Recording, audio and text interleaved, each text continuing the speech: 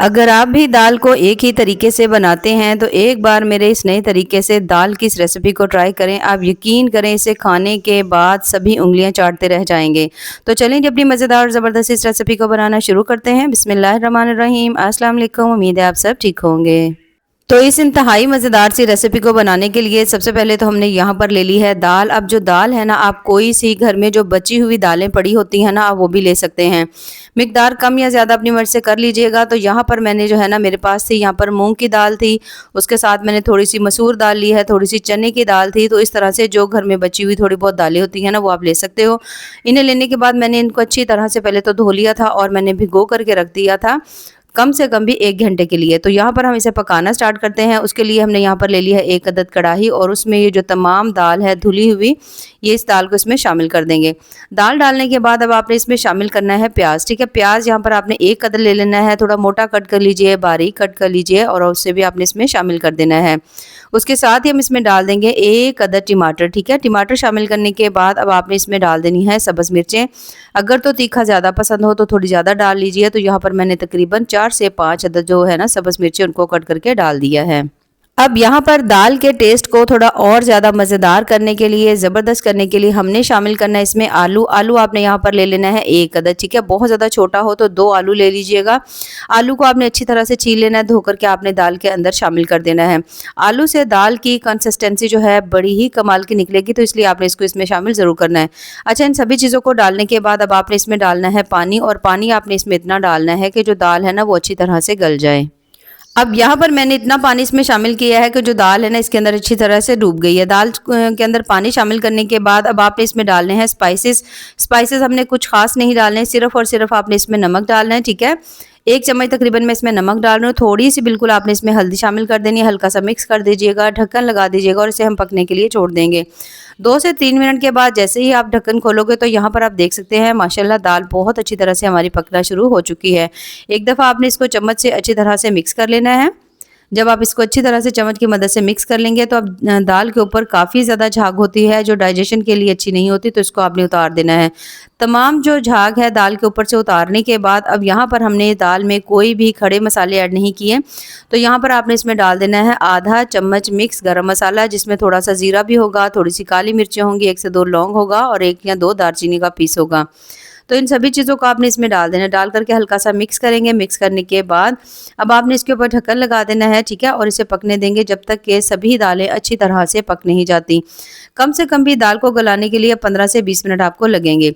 अब यहाँ पर तकरीबन दालें जो है ना, मैंने 20 मिनट के लिए गलाई थी और बहुत अच्छी तरह से सभी दालें जो है ना, ये यहाँ पर गल के तैयार हो चुकी हैं। अच्छा, यहाँ पर अगर तो आपने दालों को भिगोया नहीं होगा तो फिर आपको थोड़ा सा दालों को गलाने के लिए थोड़ा टाइम ज़्यादा लग सकता है। नहीं तो यही स्टेप आप कुकर में भी कर सकते हैं, उसमें डाल करके भी दालों को गला सकते हैं। अब यहाँ पर आप देख सकते हो मूंग मसूर की दाल वैसे ही बहुत ज़्यादा जल्दी से गल जाती है। हल्का सा जो चने की दाल है उसमें उसको हमने चेक किया है तो वो भी बहुत अच्छी तरह से गल गई है। आलू आपने जो है ना इसके अंदर से निकाल लेना है। ठीक है, आलू को निकाल करके आपने हल्का ठंडा कर लेना है। अब यहाँ पर जो दाल है आप देख सकते हो थोड़ी आपको हल्की सी पतली लग रही है। ठीक है, तो आगे चल के आप इसकी कंसिस्टेंसी को चेक कर लीजिएगा, आपने इसको कितना रखना है। ठीक है, अब यहाँ पर जो हमने आलू निकाल करके रखा था ना, यहाँ पर आप देख सकते हो इस आलू को सबसे पहले तो आपने कर लेना है अच्छी तरह से मैश। अब आलू को जब आप अच्छी तरह से मैश कर लेंगे ना, यहाँ पर जैसे कि आप देख सकते हो, तो इसके अंदर आपने कोशिश करनी है कोई गुठली वगैरह नहीं रहे, थोड़ा मोटा मोटा आलू नहीं हो, बिल्कुल स्मूथ ज़बरदस्त सा होना चाहिए। जितनी अच्छी तरह से आप इसको मैश करेंगे उतने आपको अच्छे रिजल्ट्स मिलेंगे। उसके साथ ही हमने यहाँ पर ले लिए हैं अंडे। ठीक है, अंडे जो है यहाँ पर आपने थोड़ा हार्ड बॉयल करने हैं। ठीक है, हल्का बॉयल नहीं करना, थोड़ा सा आपने अंडों को हार्ड बॉयल करना है। उसके बाद आपने अंडों को अच्छी तरह से छील लेना है। छीलने के बाद अब हमने इनको कट लगा लेने हैं। अगर आपने यहाँ पर अंडे कम डालने हो तो 2 अदद भी ले सकते हैं, अगर ज़्यादा डालने हो तो आप 4 से 5 अदद भी अंडे ले सकते हैं। तो यहाँ पर जितने भी हमारे पास अंडे पड़े हुए हैं सभी को हमने कट लगा लेना है। दाल जो है हम अक्सर सिंपल तरीके से ही बनाते हैं, लेकिन आप यकीन करें जिस तरीके से आज मैं दाल बना रही हूँ, अगर आपने इसे एक दफ़ा ट्राई कर लिया तो आप इसका जायका भूल नहीं पाएंगे। अब यहाँ पर हमने ले लिया 1 अदद पैन के अंदर हमने शामिल किया है ऑयल, और उसके साथ ही आपने इसमें डाल देना है 1 अदद मीडियम साइज़ का प्याज, बिल्कुल बारीक कट करके आपने इसमें डालना है ताकि उसके जो लच्छे हैं ना वो थोड़ा जल्दी से खुल जाए। अब आपने प्याज को हल्का हल्का यहाँ पे फ्राई कर लेना है। तो जैसे ही आप देखो आपने प्याज को हल्का लाइट ब्राउन कर लिया है या हल्का सा फ्राई कर लिया है, थोड़ा नरम हो गया है, तो आपने इसमें डाल देना है 1 चम्मच फ्रेश कुटा हुआ अदरक लहसुन का जो पेस्ट है ना वो आपने इसमें डाल देना है। अब अदरक लहसुन का पेस्ट जो है थोड़ा-सा कोशिश करिएगा ज़्यादा ही डालिएगा, थोड़ा ज़्यादा डालेंगे तो बड़ी खुशबूदार सी जो दाल है वो बन के तैयार होगी। कुछ देर के लिए इसको भी हम भून लेंगे और जैसे ही आप अदरक लहसुन को अच्छी तरह से भून लेंगे तो फिर हम इसमें शामिल करेंगे हल्का सा पानी का छींटा लगाएंगे, क्योंकि हमने इसके अंदर स्पाइसेस ऐड नहीं किए थे, पहले हमने सिर्फ और सिर्फ इसमें नमक डाला था। अब यहाँ पर थोड़ी सी बिल्कुल मैं हल्दी डाल रही हूँ, 1/4 चम्मच इसमें हल्दी का डाल देंगे। उसके साथ ही हम इसमें डालेंगे लाल मिर्च, आधा चम्मच से थोड़ा सा ज़्यादा मैंने इसमें लाल मिर्च ऐड कर दी है।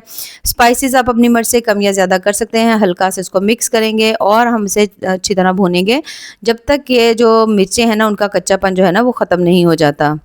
उसके साथ ही यहाँ पर मैंने इसमें डाल दी है छोटी वाली साबित जो लाल मिर्च होती है ना, इसे डाल देंगे। इसका फ्लेवर बहुत ज़्यादा मज़े का होता है, तो इसे आपने इसमें ज़रूर डालना है। थोड़ी सी हमने इसमें डाल दी है सब्ज़ मिर्चें, हल्का से इनको सॉफ्ट होने तक आपने इसमें पका लेना है। अब हमने इसमें शामिल करने हैं थोड़े से कलौंजी के दाने डाल देंगे।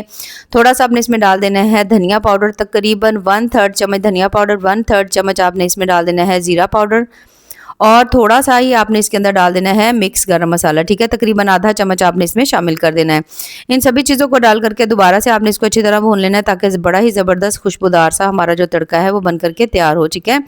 अब यहाँ पर आपने इसको हल्की फ्लेम के ऊपर भूनना है, ताकि जो मसाले उनकी अच्छी तरह से भुनाई हो। जब आप देखो कि इसके अंदर से भुने हुए अच्छी तरह से मसालों की खुशबू आ रही है, तो यहाँ पर हमारा तड़का जो है वो माशाल्लाह ज़बरदस्त सा बन करके तैयार हो चुका है। और दाल को हमने हल्की सी फ्लेम के ऊपर रखा हुआ था, दाल भी हमारी ज़बरदस्ती तैयार हो गई है। तो अब तमाम तड़का जो है वो आपने दाल के अंदर शामिल कर देना है।